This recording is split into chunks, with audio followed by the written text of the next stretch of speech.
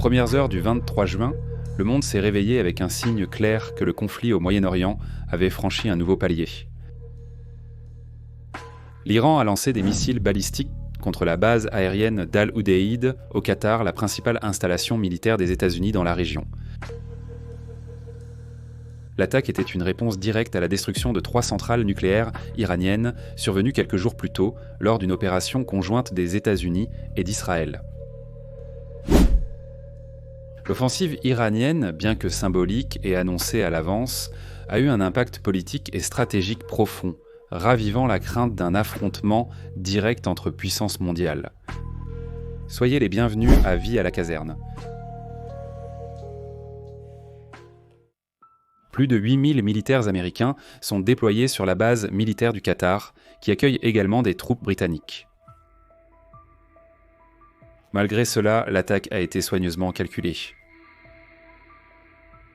L'Iran a informé le Qatar à l'avance, ce qui a permis l'évacuation des zones critiques et l'activation des systèmes antimissiles.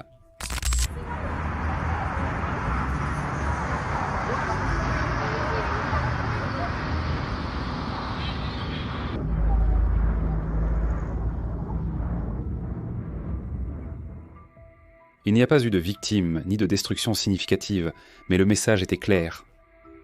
L'Iran ne resterait pas sans réagir à l'humiliation subie après les bombardements américains.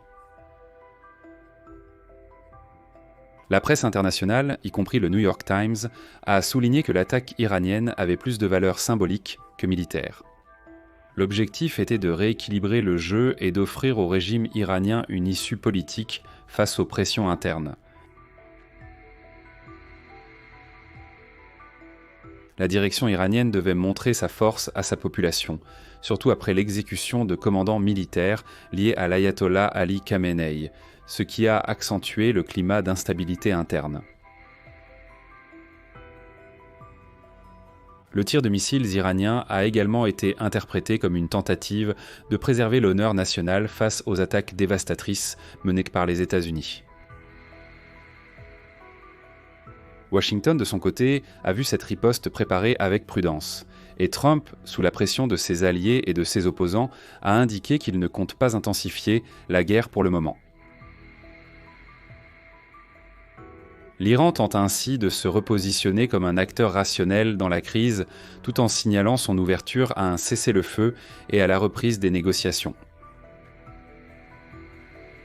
Des vidéos sur les réseaux sociaux montrèrent des éclairs dans le ciel de Doha au Qatar, tandis que les systèmes de défense antimissiles interceptaient les projectiles lancés depuis l'Iran.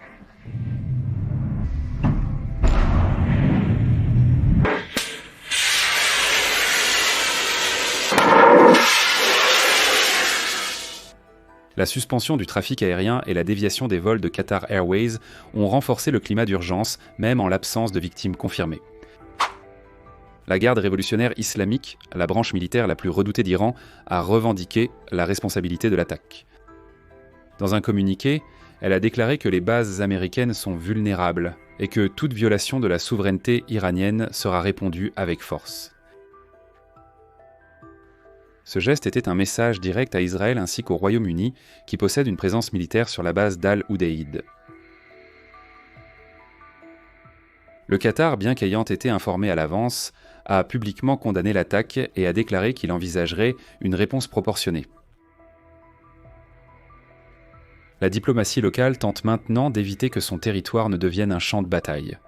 L'offensive de l'Iran est une conséquence directe de l'escalade commencée le 13 juin, lorsque Israël a lancé des missiles contre des installations nucléaires iraniennes. En réponse, les États-Unis ont intensifié leur action et, le 21 juin, ont utilisé des bombardiers B-2 et des armes B-2. Bunker Buster pour détruire 3 centrales nucléaires souterraines. La Maison-Blanche a qualifié l'opération de succès historique et a déclaré que le programme nucléaire iranien avait été démantelé. L'Iran, de son côté, a affirmé qu'il avait déjà retiré une partie de l'uranium enrichi et qu'il poursuivrait son programme même après les attaques.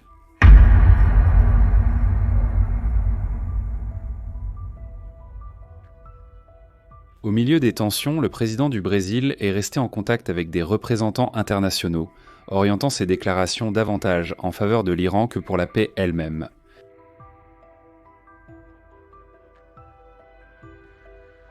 Le mouvement de la Russie a apporté encore plus d'incertitude au scénario géopolitique. Le ministre iranien des Affaires étrangères, Abbas Araghchi, a été reçu à Moscou par Vladimir Poutine, renforçant ainsi les liens entre la Russie et l'Iran.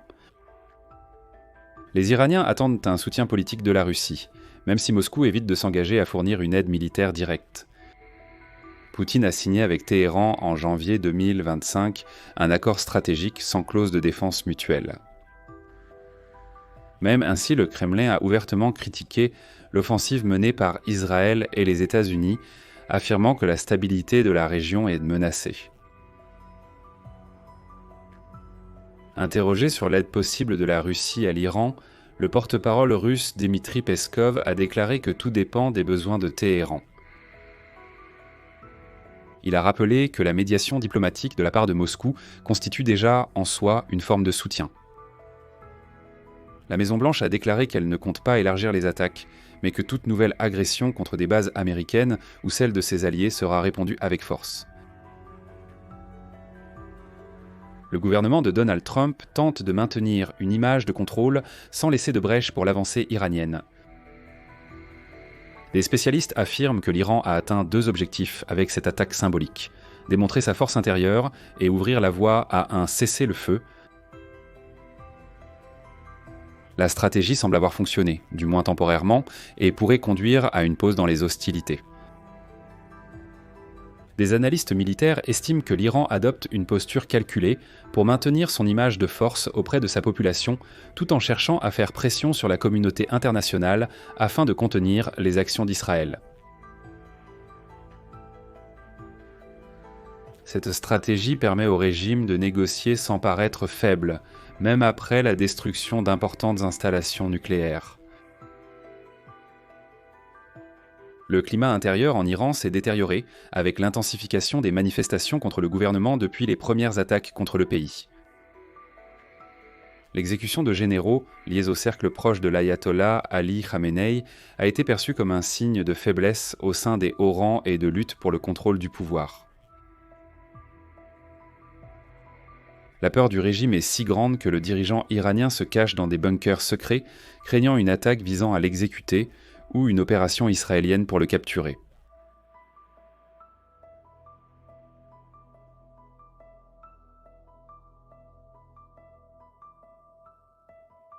Du côté américain, les mouvements restent intenses.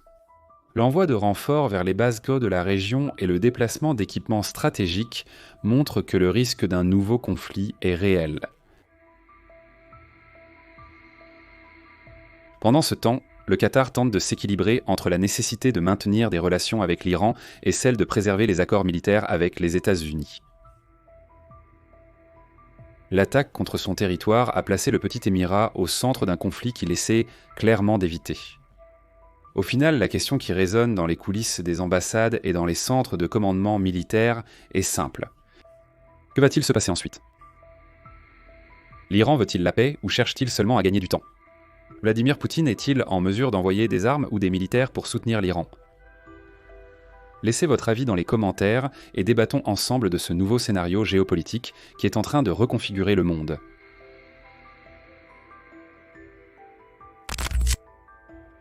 Ici, sur Vie à la caserne, vous restez informé de tout ce qui se passe dans le monde militaire. Laissez un like, abonnez-vous et regardez l'une des vidéos qui s'affiche sur votre écran. En avant, combattants, à la prochaine!